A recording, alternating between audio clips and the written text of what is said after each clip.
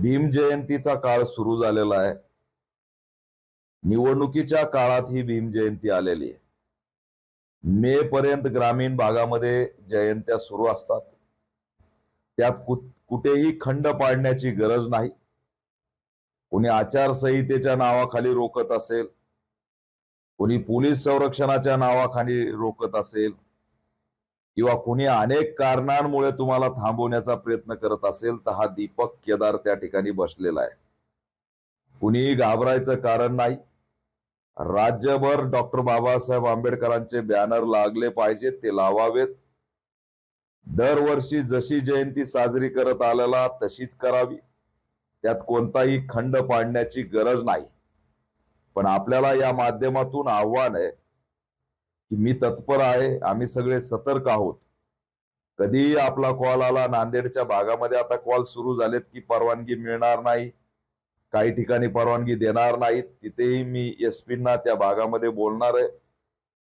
पोलिसांना सुद्धा आव्हान करतोय की विनाकारण समाज बांधवांना त्या ठिकाणी रोखण्याचा, आडकाठीपणा करण्याचा प्रयत्न करू नये। बंदोबस्त द्यावा। सलोख्याने ही जयंती साजरी करण्यासाठी शांतता कमिटीच्या बैठका घ्याव्यात आणि डॉक्टर बाबासाहेब आंबेडकरांची जयंती मोठ्या प्रमाणात साजरी करावी। बांधवांनो, भावांनो, आपल्या आया बहिणीचं रक्षण महत्वाचं आहे। निवडणुकींचा काळ आहे। अनेक जण आपल्यावरती आजवरती मतासाठी प्रयोग करत आले। भावना आणि राजकारण यांचा मेळ घालून त्या ठिकाणी पोळी भाजण्याचे काम करण्यात आले।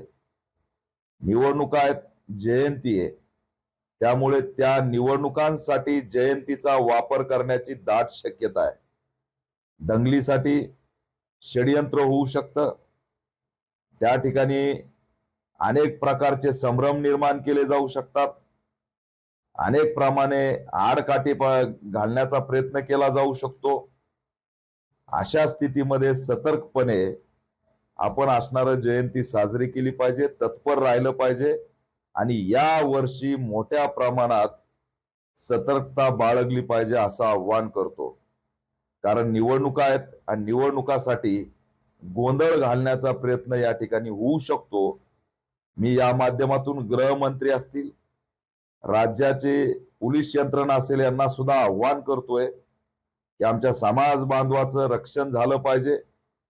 खोडसाळपणा करणारे असतील, या आधी जयंतीमध्ये गोंधळ घालणाऱ्या प्रवृत्ती असतील, त्यांना आत्ताच प्रतिबंधात्मक कारवाई करावी, तडीपार करावं किंवा ताब्यात घ्यावं। जयंती होईपर्यंत त्यांना जेलमध्ये टाकावं। पण कोणत्याही पद्धतीत निवडणुकीच्या काळात आम्हाला टार्गेट केलं जाणार नाही याची काळजी या राज्याच्या गृह विभागाने घ्यावी असं आव्हान सुद्धा मी करतो। आणि समाज बांधवाला आव्हान आहे, मोठ्या जोशामध्ये जशी जयंती साजरी करत आहात तशीच करायची, बॅनर लावायचे, जल्लोषात साजरी करायची। हा दीपक केदार तुमच्यासाठी या ठिकाणी बसलेला आहे।